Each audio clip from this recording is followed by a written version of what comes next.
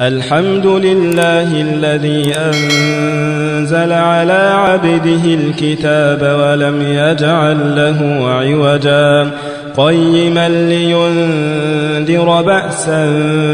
شديدا من لدنه ويبشر المؤمنين الذين يعملون الصالحات أن لهم أجرا حسنا ماكثين فيه أبدا وينذر الذين قالوا اتخذ الله ولدا ما لهم به من علم ولا لآبائهم كبرت كلمة تخرج من أفواههم إن يقولون إلا كذبا فلعلك باخع نفسك على آثارهم إن لم يؤمنوا بهذا الحديث أسفا إنا جعلنا ما على الأرض زينة لها لنبلوهم أيهم أحسن عملا وإنا لجاعلون ما عليها صعيدا جرزا أم حسبت أن أصحاب الكهف والرقيم كانوا من آياتنا عجبا إذ أوى الفتية إلى الكهف فقالوا ربنا آتنا من لدنك رحمة وهيئ لنا من أمرنا رشدا فضربنا على آذانهم في الكهف سنين عددا ثم بعثناهم لنعلم أي الحزبين أحصى لما لبثوا أمدا نحن نقص عليك نبأهم بالحق إنهم فتية آمنوا بربهم وزدناهم هدى وربطنا على قلوبهم إذ قاموا فقالوا ربنا رب السماوات والأرض لن ندعو من دونه إلها لقد قلنا إذا شططا هؤلاء قومنا اتخذوا من دونه آلهة لولا يأتون عليهم بسلطان بين فمن أظلم ممن افترى على الله كذبا وإذ اعتزلتموهم وما يعبدون إلا الله فأووا إلى الكهف ينشر لكم ربكم من رحمته ويهيئ لكم من أمركم مرفقا وترى الشمس إذا طلعت تزاور عن كهفهم ذات اليمين وإذا غربت تقرضهم ذات الشمال وهم في فجوة منه ذلك من آيات الله من يهد الله فهو المهتد ومن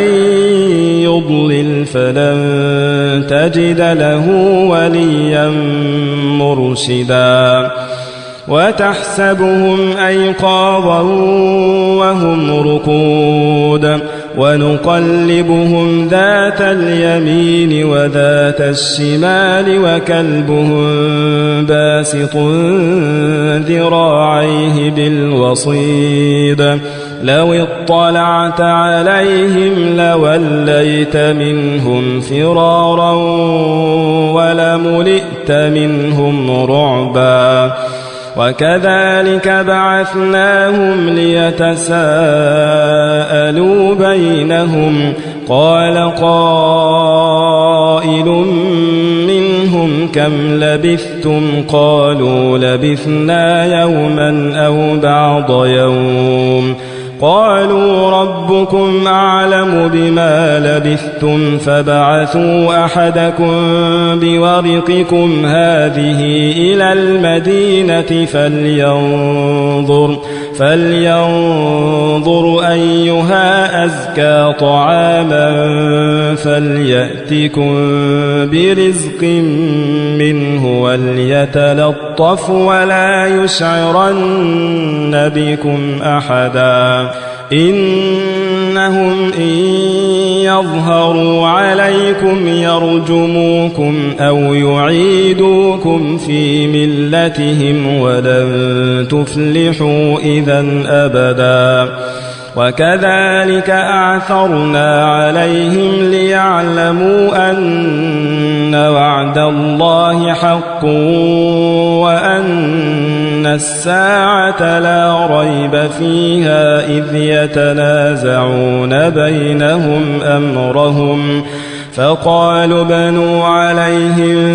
بنيانا ربهم أعلم بهم قال الذين غلبوا على أمرهم لنتخذن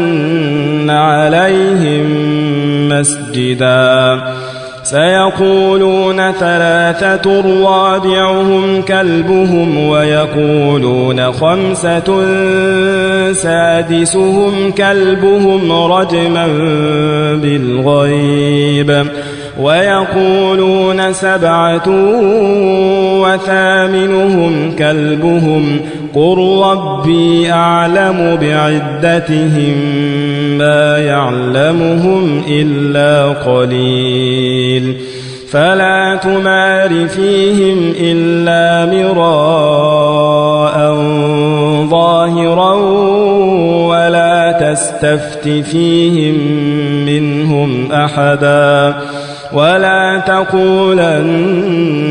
لشيء إني فاعل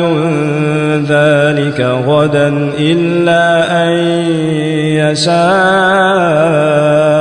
الله واذكر ربك إذا نسيت وقل عسى أن يهديني ربي لأقرب من هذا رشدا ولبثوا في كهفهم 300 سنين وازدادوا 9 قل الله أعلم بما لبثوا له غيب السماوات والأرض أبصر به وأسمع ما لهم من دونه من ولي ولا يشرك في حكمه أحدا واتل ما أوحي إليك من كتاب ربك لا مبدل لكلماته ولن تجد من دونه ملتحدا واصبر نفسك مع الذين يدعون ربهم بالغداة والعشي يريدون وجهه ولا تعد عيناك عنهم تريد زينة الحياة الدنيا ولا تطع من أغفلنا قلبه عن ذكرنا واتبع هواه وكان أمره فرطا وقل الحق من ربكم فمن شاء فليؤمن ومن شاء فليكفر إنا أعتدنا للظالمين نارا أحاط بهم سرادقها وإن يستغيثوا يغاثوا بماء كالمهل يشوي الوجوه بئس الشراب وساءت مرتفقا إن الذين آمنوا وعملوا الصالحات إنا لا نضيع أجر من أحسن عملا أولئك لهم جنات عدن تجري من تحتهم الأنهار يحلون فيها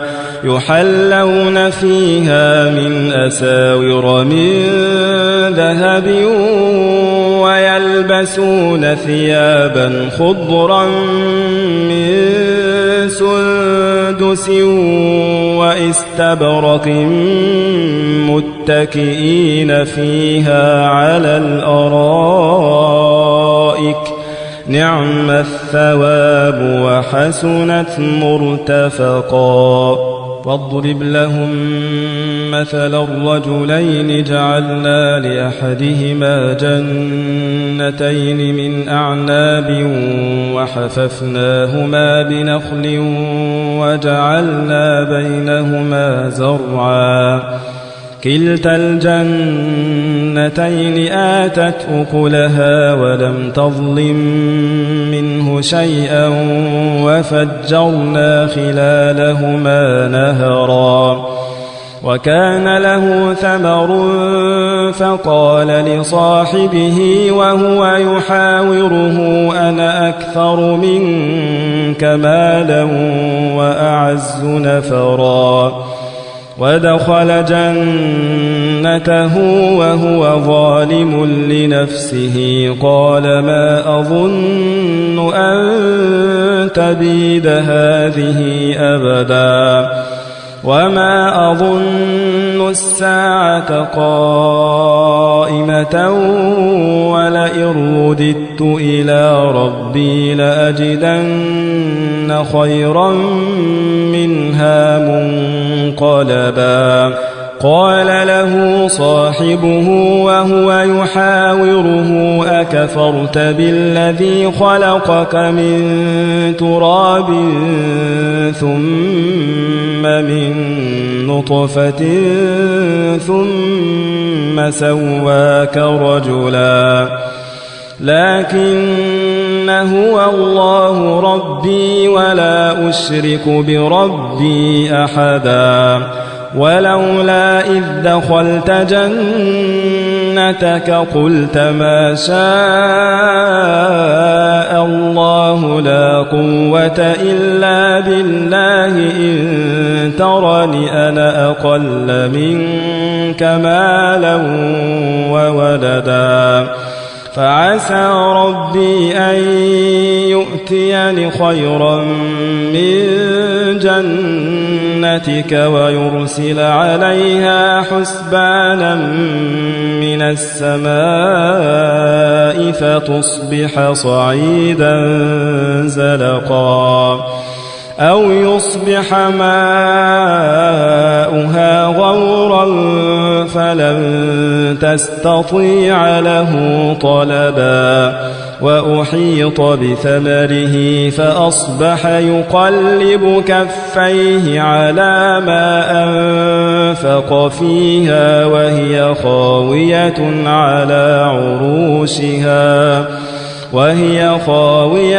على عروشها ويقول يا ليتني لم أشرك بربي أحدا ولم تكن له فئة ينصرونه من دون الله وما كان منتصرا هنالك الولاية لله الحق هو خير ثوابا وخير عقبا واضرب لهم مثل الحياة الدنيا كماء إن أنزلناه من السماء فاختلط به نبات الأرض فأصبح هشيما تذروه الرياح وكان الله على كل شيء مقتدرا المال والبنون زينة الحياة الدنيا والباقيات الصالحات خير عند ربك ثوابا وخير أملا ويوم نسير الجبال وترى الأرض بارزة وحشرناهم فلم نغادر منهم أحدا وعرضوا على ربك صفا لقد جئتمونا كما خلقناكم أول مرة بل زعمتم أن لن نجعل لكم موعدا ووضع الكتاب فترى المجرمين مشفقين مما فيه ويقولون يا ويلتنا ما لهذا الكتاب لا يغادر صغيرة ولا كبيرة إلا أحصاها ووجدوا ما عملوا حاضرا ولا يظلم ربك أحدا وإذ قلنا للملائكة اسجدوا لآدم فسجدوا إلا إبليس كان من الجن ففسق عن أمر ربه أفتتخذونه وذريته أولياء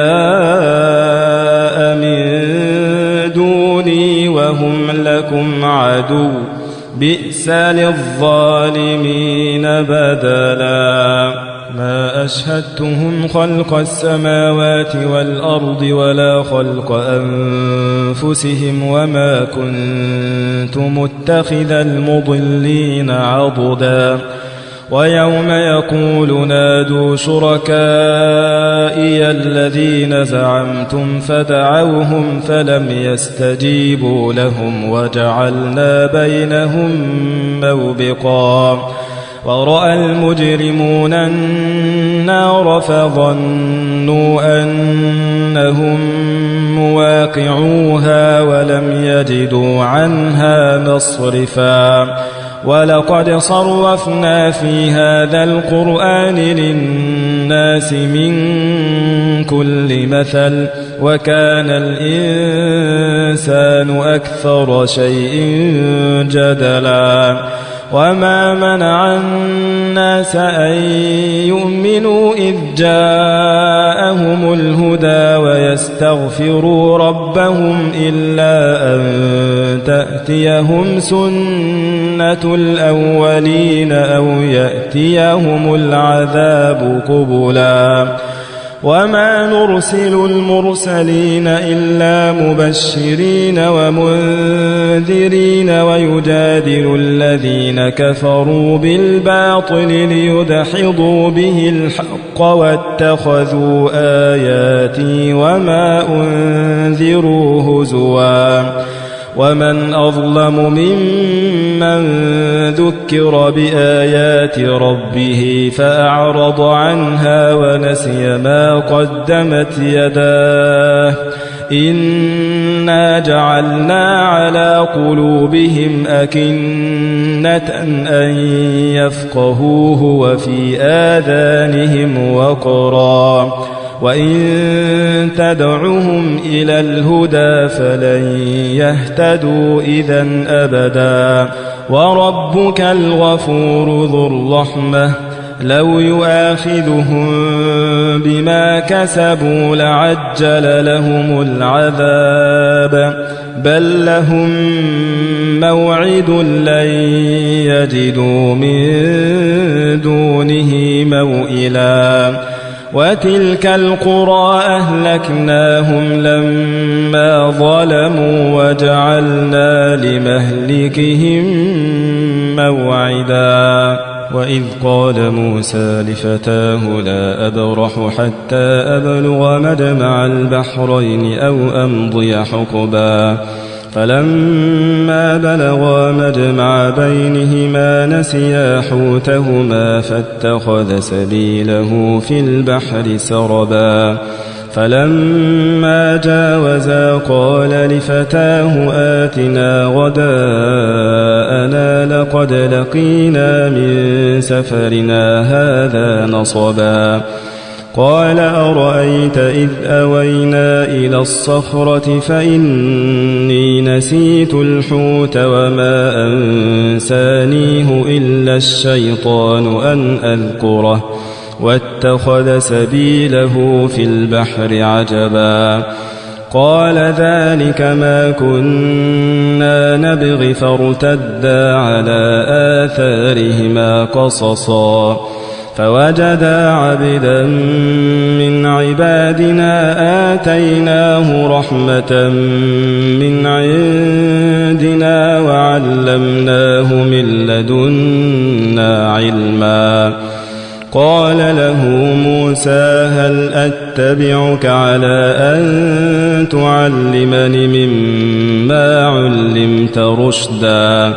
قال إنك لن تستطيع معي صبرا وكيف تصبر على ما لم تحط به خبرا قال ستجدني إن شاء الله صابرا ولا أعصي لك أمرا قال فإن اتبعتني فلا تسألني عن شيء حتى أحدث لك منه ذكرا فانطلقا حتى إذا ركبا في السفينة خرقها قال أخرقتها لتغرق أهلها لقد جئت شيئا إمرا قال ألم أقل إنك لن تستطيع معي صبرا قال لا تؤاخذني بما نسيت ولا ترهقني من أمري عسرا فانطلقا حتى إذا لقيا غلاما فقتله قال أقتلت نفسا زكية بغير نفس لقد جئت شيئا نكرا قال ألم أقل لك إنك لن تستطيع معي صبرا قال إن سألتك عن شيء بعدها فلا تصاحبني قد بلغت من لدني عذرا فانطلقا حتى إذا أتيا أهل قرية استطعما أهلها فأبوا أن يضيفوهما فوجدا فيها جدارا يريد أن ينقض فأقامه قال لو شئت لاتخذت عليه أجرا قال هذا فراق بيني وبينك سأنبئك بتأويل ما لم تستطع عليه صبرا أما السفينة فكانت لمساكين يعملون في البحر فأردت أن أعيبها وكان وراءهم ملك يأخذ كل سفينة غصبا وأما الغلام فكان أبواه مؤمنين فخشينا أن يرهقهما طغيانا وكفرا فأردنا أن يبدلهما ربهما خيرا منه زكاة وأقرب رحما وأما الجدار فكان لغلامين يتيمين في المدينة وكان تحته كنز لهما وكان أبوهما صالحا وكان أبوهما صالحا فأراد ربك أن يبلغا أشدهما ويستخرجا كنزهما رحمة من ربك وما فعلته عن أمري ذلك تأويل ما لم تسطع عليه صبرا ويسألونك عن ذي القرنين قل سأتلو عليكم منه ذكرا إنا مكنا له في الأرض وآتيناه من كل شيء سببا فأتبع سببا حتى إذا بلغ مغرب الشمس وجدها تغرب في عين حمئة ووجد عندها قوما قلنا يا ذا القرنين إما أن تعذب وإما أن تتخذ فيهم حسنا قال أما من ظلم فسوف نعذبه ثم يرد إلى ربه فيعذبه عذابا نكرا وأما من آمن وعمل صالحا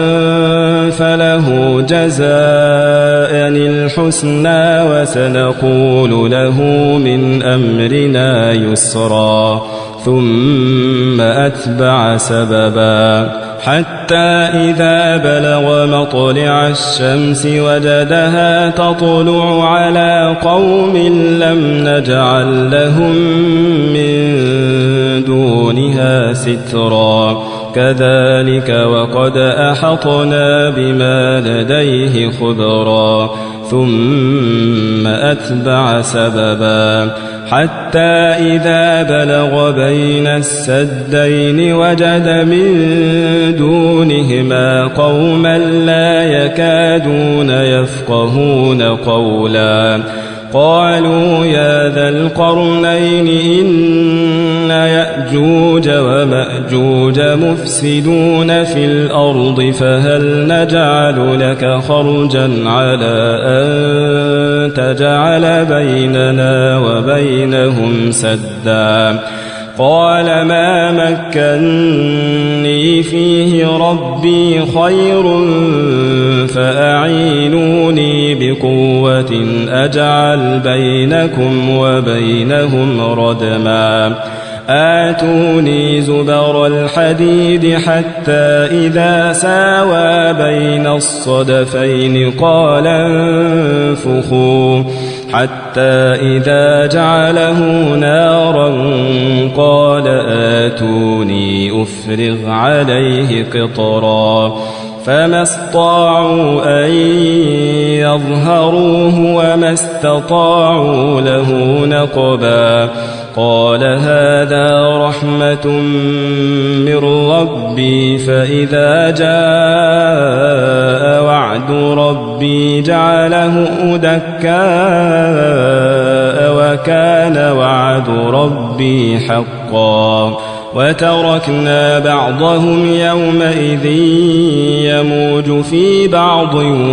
ونفخ في الصور فجمعناهم جمعا وعرضنا جهنم يومئذ للكافرين عرضا الذين كانت أعينهم في غطاء عن